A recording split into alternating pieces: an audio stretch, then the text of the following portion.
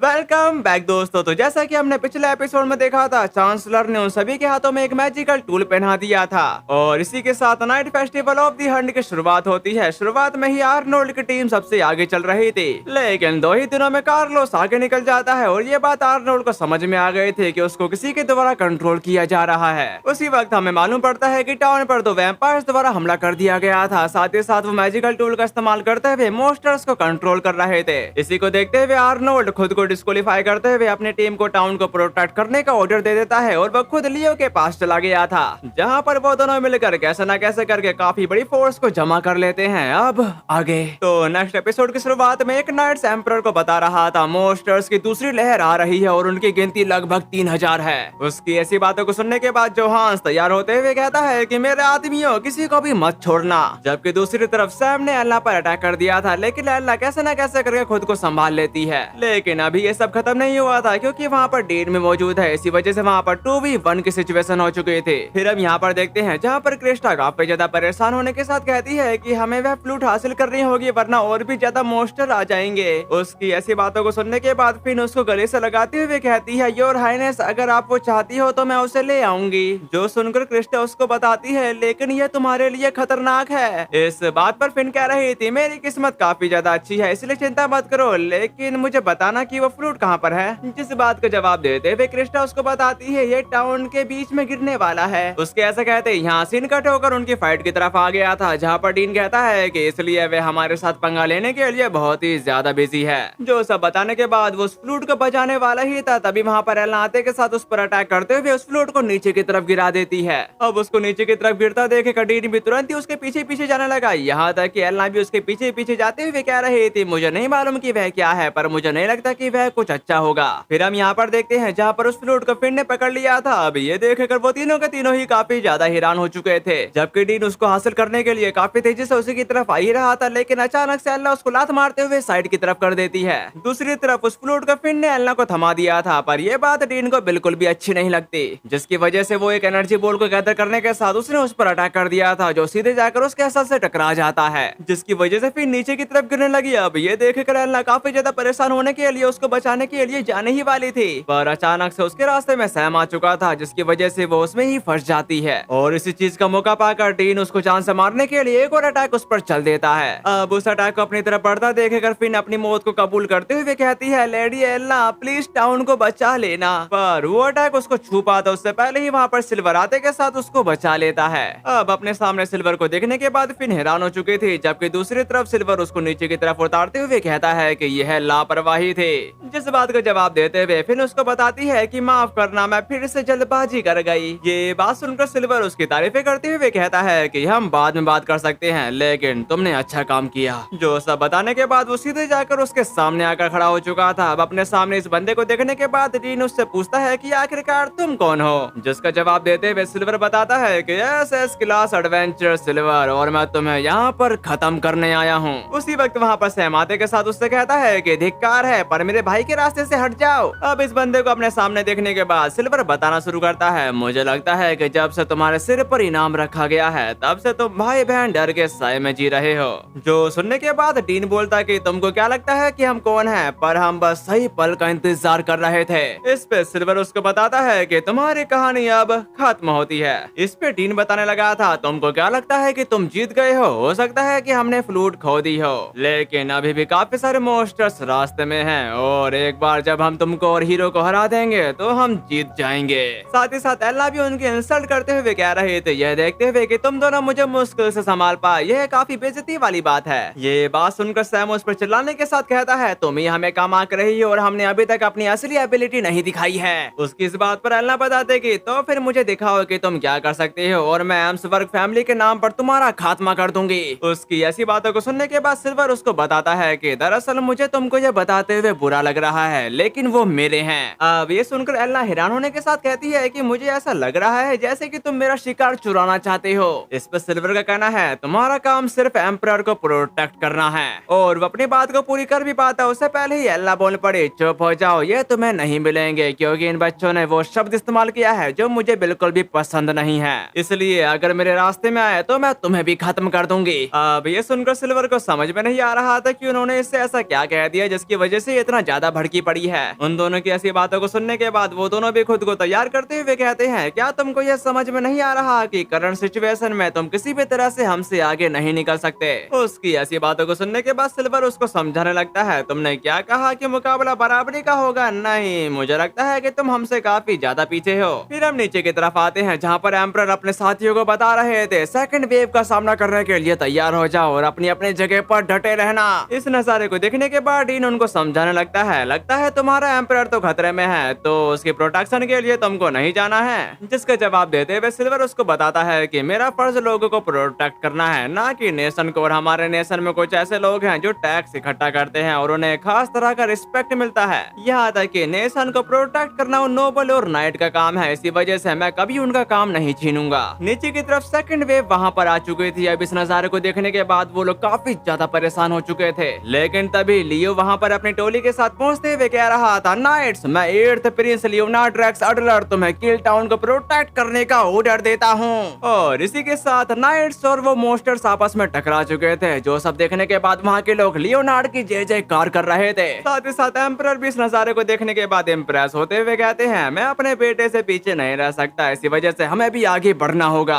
अब इस नजारे को देखने के बाद वो दोनों ही काफी ज्यादा हैरान हो चुके थे। यहाँ तक कि सिल्वर बताने लगता है, लो ये रहा तुम्हारा रिजल्ट। अभी एलना अपना दिमाग लगाते हुए सिल्वर को बताती है कि ठीक है सिल्वर, तो ऐसा करते हैं कि वो वाला तुम ले लो, लेकिन ये वाला मेरा है। जिसके लिए सिल्वर भी तैयार हो चुका था, जबकि दूसरी तरफ सैम काफी गुस्सा होने के साथ उस पर अटैक करते हुए कहता है कि तुम्हें नहीं पता कि तुम किसके साथ पंगा ले रही हो। फिर हम यहाँ पर देखते हैं जहाँ पर टीन ने काफी सारी एनर्जी बॉल से सीधे सिल्वर पर अटैक कर दिया था, लेकिन वो यहाँ तक नहीं रुकता, वो उसके करीब जाते हुए सीधे उसके सीने पर अटैक कर देता है। साथ ही साथ वो उसका मजाक भी उड़ाने लगा था। अब ये सुनकर सिल्वर का दिमाग खराब हो चुका था, इसी वजह से वो उस पर अटैक करने ही वाला था, लेकिन टीन उसके अटैक को डॉज करने के बाद पीछे से ही उस पर अटैक कर देता है, जिसकी वजह से सिल्वर बुरी तरह से इंजर्ड हो चुका था। अब उसकी ऐसी हालत को देखने के बाद डीन उसका मजाक उड़ाते हुए कह रहा था, क्या बात है, तुम तो अभी थोड़ी देर पहले बड़ी बड़ी बातें कर रहे थे। नीचे की तरफ पड़ा हुआ सिल्वर खुद को संभालते हुए कहता है कि अब तो तुम खुद ही मुसीबत मोल ले रहे हो। सिल्वर को कुत्ते की तरह पिटता देखकर एलना उस पर गुस्सा करते हुए कह रही थी, तुम ये क्या कर रहे हो, वह इतने भी स्ट्रॉन्ग नहीं है। वैसे क्या तुम कोशिश भी कर रहे हो,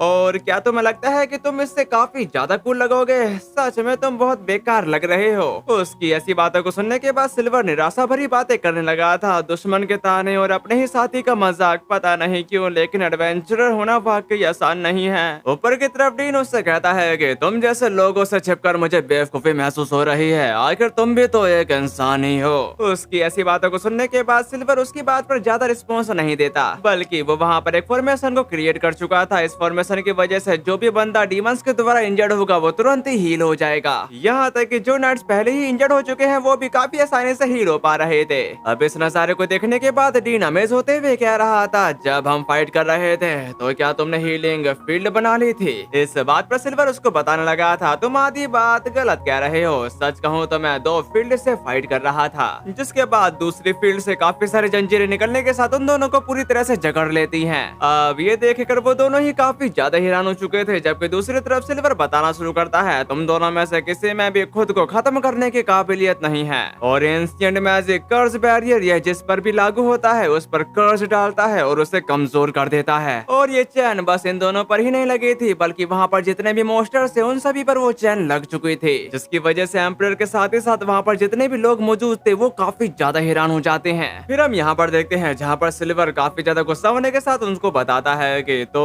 क्या तुम अब तैयार हो? जब मैं जरूरी काम में लगा हुआ था तब तुमने मुझे पीट कर खूब मजा लिया, लेकिन अब तुम्हारी पनिशमेंट का समय आ गया है। वैसे एक वैम्पायर की स्ट्रेंथ उसकी बहुत ज्यादा मैजिकल पावर होती है, पर तुम्हारी फिजिकल पावर इंसानों जितनी ही है। दूसरे शब्दों में तुम्हारा मैजिक सील होने पर। और वो अपनी बात को पूरी कर भी पाता, तभी पीछे से एलना चिल्लाते हुए उसको बता रही थी, अरे ये जंजीरें मेरे पीछे भी आ रही हैं। अब इस नमूने को अपने सामने देखने के बाद सिल्वर एक ही चुटकी में उसको आजाद कर देता है, लेकिन एलना उस पर गुस्सा होते हुए कह रही थी, तुम अपने ही दोस्तों को कैद करोगे क्या, और तुम्हारा दिमाग खराब है? जिस बात का जवाब जवाब देते हुए सिल्वर उसको बताता है कि जो लोग मुझे दुश्मन नहीं मानते उन पर मेरी जंजीरें असर नहीं करती, और तुम तो बस मेरी सबसे बड़ी दुश्मन बनी हुई हो। लेकिन मुझे लगा था कि मैं ही कमजोर हूँ, पर फिर भी मेरी जंजीरें तुम्हारे लिए खतरा क्यों होगी। ये बात सुनकर एलना उस पर चिल्लाते हुए कह रही थी, तुम बहुत छोटी सोच वाले हो, पता है मैं तो बस तुम्हारी मदद करने की कोशिश कर रही थी क्योंकि तुम मुश्किल में थे। उसकी इस बात पर सिल्वर बताता कि क्या तुम लोगों को डांट फटकार कर उनकी परवाह करती हो, पर मुझे तुम्हारी जिंदगी में मौजूद लोगों पर तरस आता है। वैसे इसके लिए मुझे माफ करना, उस टॉम बॉय से बात करने में मैं तुम दोनों के बारे में भूल ही गया था। पर मैं क्या कह रहा था, हाँ मैं कह रहा था कि बिना मैजिक वाले वैम्पायर से कोई खतरा नहीं होता।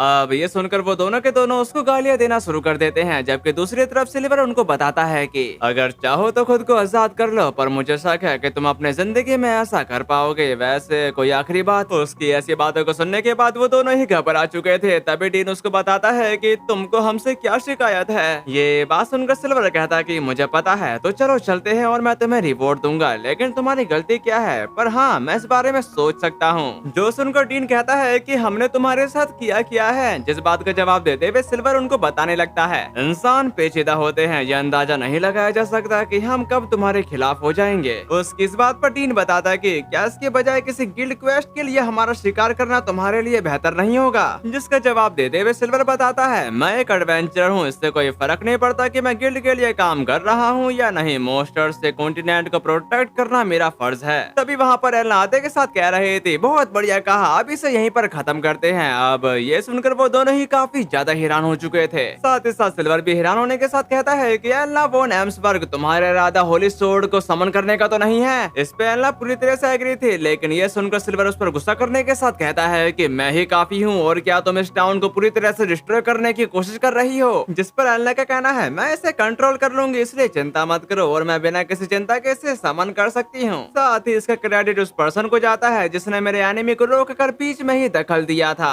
उसकी ऐसी बातों को सुनने के बाद एलना कहती है कि मैं एक एम्सबर्ग हूँ, एम्पायर के एनिमी को खत्म करना मेरा परम कर्तव्य है। साथ ही मैं तुम्हें इसे लेने नहीं दूंगी, और हाँ देखो यह तीसरी लहर है। जो सब बताने के बाद वो अपनी होली सोर्ड के समनिंग रिचुअल को करते हुए कह रही थी, मेरी बात सुनो और नीचे आओ, sword of the Holi star, इस हीरो को तुम्हारी जरूरत है। इस नजारे को देख रहा सिल्वर अमेज होते हुए अपने मन में कहने लगा, कहा जाता है इस लेजेंडरी सोर्ड ने डीमन किंग को मार डाला था। अब इस सोर्ड को अपने सामने देखने के बाद सैम की पतलून गीली हो चुकी थी। यहाँ तक कि सिल्वर उसको बताता है कि ठीक है तुम उसे ले सकती हो। जिस बात का जवाब देते हुए एलना उसको बताती है कि शुरू में वो वाला भी मेरा था, लेकिन अब मैं तुम्हें वो दे रही हूँ। ये सुनते ही सिल्वर अपने सबसे ज्यादा पावरफुल अटैक को रेडी करते हुए कह रहा था, मैं ही वो हूँ जिसने सब कुछ हथिया लिया है। पाताल की गहराइयों से मैंने उस कालेपन को छीन लिया है, एक ऐसा कालापन जो परछाई से भी ज्यादा काला है, रात से भी ज्यादा गहरा, और इस नेचर से पहले का खालीपन, अंत का शून्य। सब कुछ इसी खालीपन से पैदा होता है और सब कुछ इसी में वापस लौट जाता है।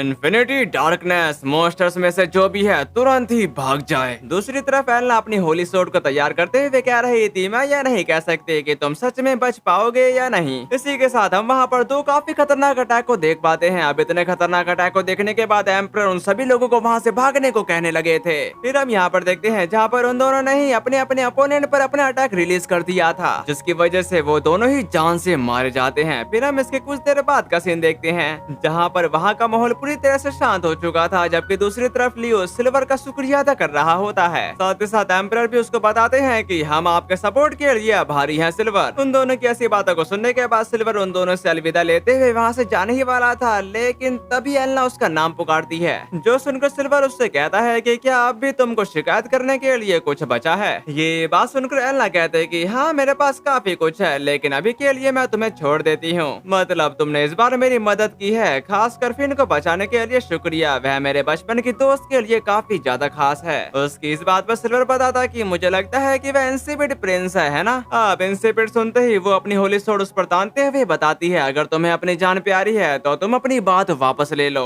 और मेरे बचपन का दोस्त सबसे बेहतरीन प्रिंस है, मैं उसके बारे में कोई मजाक नहीं सुन सकती। उसकी ऐसी खतरनाक बातों को सुनने के बाद सिल्वर उसको बताने लगता है, मैं माफी चाहता हूँ अगर उन्हें बेजान या फीका कहना तुमको इतना बुरा लगा है, तो सचमुच मेरी तरफ से यह बदतमीजी ही रही होगी। उसकी माफी को सुनने के बाद एल्ला ने अपनी सोर्ड को गायब कर दिया था। अब ये देखकर सिल्वर का कहना है, वैसे मुझे लगता है कि उसके लिए जिंदगी मुश्किल ही होगी जब उसे तुम जैसे किसी को बचपन का दोस्त कहना पड़ता है। और अब अगर तुम बुरा ना मानो तो मैं चलता हूँ, फिर फिर वो अपने टेलीपोर्टेशन सर्कल का इस्तेमाल करते हुए वहाँ से चला जाता है। लेकिन ये बात एलना को बिल्कुल भी पसंद नहीं आई थी। फिर हम इसके 3 दिनों के बाद का सीन देखते हैं, जहाँ पर एम्परर उन सभी को बता रहे थे, मैं जो तुमको बताने जा रहा हूँ वह इन दीवारों के भीतर ही रहेगा। जिसके बाद फ्रांस सभी के बताना शुरू करता है, कल रात बुरी तरह से बीमार प्रिंस कार्लोस जागे और उन्हें सैम और डीन नाम के 2 वैम्पायर से जुड़े होने की बात कबूल की। अब ये सुनकर वो सभी के सभी काफी ज्यादा हैरान हो चुके थे, जबकि दूसरी तरफ फ्रांस सभी की अपनी बातों को कंटिन्यू करते हुए कह रहे थे, मुझे बताया गया कि हंट फेस्टिवल में जीत हासिल करने के लिए हिज हाइनेस वैम्पायर से मैजिकल टूल हैमिलियन से मॉन्स्टर्स को कंट्रोल कर रहे थे। यह इस शर्त पर था कि वैम्पायरों के सिर पर रखे रिवॉर्ड को कैंसिल कर दिया जाएगा और किल में उनके पहुंचते ही मॉन्स्टर्स पीछे हट जाएंगे। सब कुछ जानने के बाद एरिक का कहना है, तो मॉन्स्टर्स के फैलने समय सब कुछ शुरू से ही कार्लोस के प्लान का हिस्सा था। जिस बात का जवाब देते हुए एम्परर उसको बताते हैं कि साफ कहे तो वैम्पायर्स उसे अपनी मर्जी से कंट्रोल कर रहे थे, लेकिन सच तो यह है कि उसने अपने फायदे के लिए पूरे एम्पायर को खतरे में डाल दिया। यह एक ऐसी गलती नहीं है जिसे नजरअंदाज किया जा सके। तभी एरिक एम्परर के सामने झुकते हुए कहता है कि मैं आपसे विनती करता हूँ कि उस पर दया करे, वह चाहे मूर्ख ही सही पर है तो मेरा भाई। साथ ही साथ वो दोनों भी ऐसा ही कह रहे थे। अब उन तीनों की ऐसी बातों को सुनने के बाद एम्परर लियोनार्ड से कहते हैं कि लियोनार्ड तुम इसके बारे में क्या सोचते हो। अब ये सुनकर लियोनार्ड सामने की तरफ आते हुए अपनी बात को पेश करता है। मेरा मानना है कि उसका सिर काट दिया जाना चाहिए, क्योंकि इसे बिना सजा के नहीं छोड़ा जा सकता। जो सुनकर वो सभी के सभी एकदम हैरान हो चुके थे। तभी जोहान्स उसको बताते हैं कि वह तुम्हारा बड़ा भाई है। उनकी ऐसी बातों को सुनने के बाद लियो कहता है कि वह पहले एम्पायर का गद्दार है और बाद में मेरा भाई, और इससे एक बहुत बुरी मिसाल कायम होगी। जिन नाइट्स ने खून बहाया है मैं उनका सामना कैसे करूंगा। जिस बात का जवाब देते हुए एम्परर उसको बताने लगते हैं, हम लोगों या नाइट्स को यह बात पता नहीं चलने देंगे, क्योंकि ये बात यहीं पर रहेगी। जिसका जवाब देते हुए लियो बताता है कि ऐसा नहीं चलेगा, हमें ईमानदारी दिखानी होगी और ये साबित करना होगा कि हिज हाइनेस फेयर है, कि आप गुनहगार को सजा देंगे भले ही वे आपका अपना बेटा ही क्यों ना हो। उसकी राय को जानने के बाद जोहान्स सब आर्नोल्ड से पूछने लगते हैं, लेकिन आर्नोल्ड हैरान होने के साथ कहा कि आपका क्या मतलब है। अब ये सुनकर जोहान्स का कहना है, कोई बात नहीं, मैं एरिक की सलाह मानकर कार्लोस को छोड़ देता हूँ, लेकिन लियोनार्ड मेरा इरादा तुम्हें नजरअंदाज करने का भी नहीं है, इसलिए आगे आओ। जिसके बाद वो उसको एक हैवी शॉट थमाते हुए बताते हैं, लियोनार्ड तुम night festival of the Hunt के विजेता हो।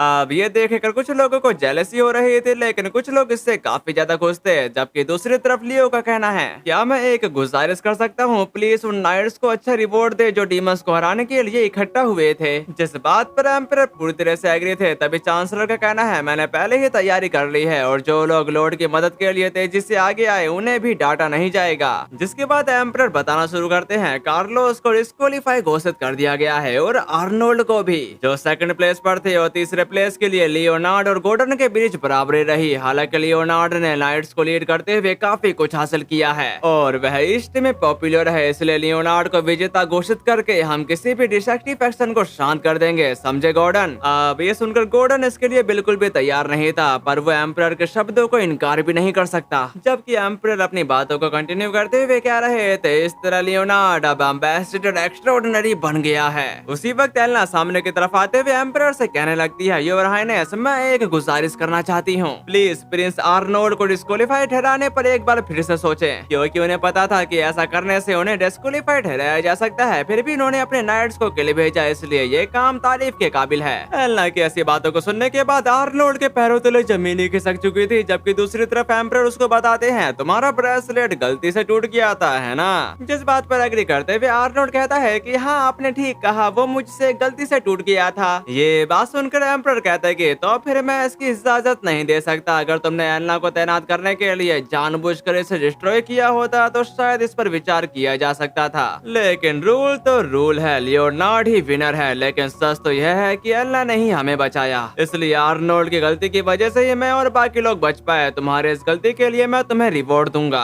आर्नोल्ड मैं तुम्हें लेफ्टिनेंट एम्बेसडर एक्स्ट्राऑर्डिनरी अपॉइंट करता हूँ, तुम लियोनार्ड के सहायक के तौर पर काम करोगे। उनकी ऐसी बातों को सुनने के बाद वो दोनों ही हैरान हो चुके थे, लेकिन आर्नोल्ड उनको समझाने लगता है कि मैं इसका हकदार बिल्कुल भी नहीं हूँ। जिसका जवाब देते हुए एम्परर बताते हैं कि अब समय आ गया है कि तुम अपने लिए कोई जॉब ढूंढो और साबित करो कि तुम इसके काबिल हो। साथ ही इसके अनाउंसमेंट कल सुबह ही कर दी जाएगी, अब जा सकते हो। यहाँ तक कि वो ये कहते हुए मुस्कुरा रहे थे। जबकि दूसरी तरफ आर्नोल्ड को तो हार्ट अटैक आने वाला था। इसके बाद यहाँ से निकट होकर उसके कमरे की तरफ आ गया था, जहाँ पर वो एकदम मरियल लाश की तरह बनते हुए कह रहा था, हमारे सारे प्लान गड़बड़ा गए हैं, इसलिए मुझे इसे संभालना होगा। वरना मेरे विदेश में रहने के दौरान हम पूरी तरह से कमजोर पड़ जाएंगे।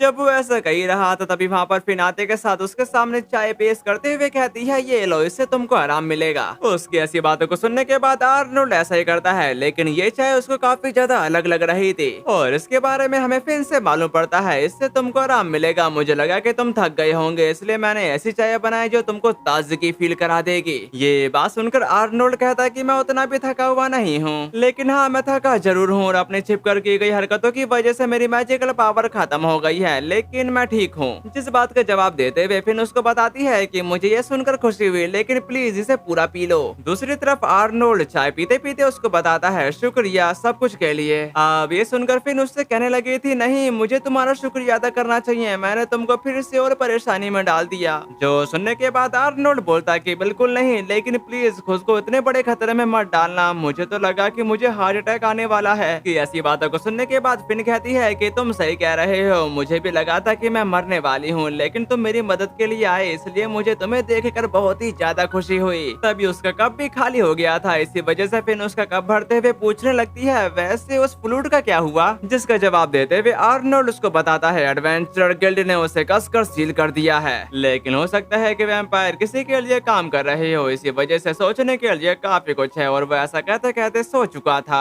जो देखकर फिन उसको ब्लैंकेट उड़ाने के साथ उसके शक्ल बड़े प्यार से देखते हुए कहती है, मास्टर आर्न शायद आपको याद ना हो, लेकिन जिस दिन आपने मुझे हेयर ऑर्नामेंट दिया था वह मेरी पहली डेट थी और हिज हाइनेस से मिलने को लेकर मैं बहुत ही ज्यादा घबराई हुई और बेचैन थी। तब आपने ही मेरा हौसला बढ़ाया था, वह भले ही मामूली बातें थी, लेकिन उन्होंने मुझे शांत और सहज महसूस कराया। तब से मैं आपको बहुत मानती रही हूँ। जब आप मेरे डैड पर गुस्सा हुए तो मुझे लगा कि आप बदल गए हैं, लेकिन वह बस एक दिखावा था, आप एक भले इंसान थे, ठीक वैसे ही जैसे उस दिन थे। फिर वो अपना हाथ उसके हाथ पर धरने के साथ करीब आते हुए उसकी गाल पर एक किस कर देती है, पर इसकी वजह से वो काफी ज्यादा एम्बेरस फील कर रही थी। इसी के चक्कर में उसने आर्नोल्ड का कप उठाकर पी लिया था। तभी उसको फिर से एहसास होता है कि ये तो इनडायरेक्ट किस है, इसी वजह से वो पहले से भी ज्यादा एम्बेरस फील करने लगी। पर वो आखिर में खुद को संभालते हुए उसका चेहरा देखने के बाद अपने मन में कही, तुम वह शिकारी हो जिसने उस दिन एक गूल को मार गिराया था। और इसी सीन के साथ हमारा ये वाला एपिसोड खत्म होता है। अगर आप लोगों को आज की वीडियो अच्छी लगी है तो प्लीज एक प्यारा सा लाइक करने के बाद कमेंट करके जरूर जाना। तो फिर मिलते हैं, सायोनारा।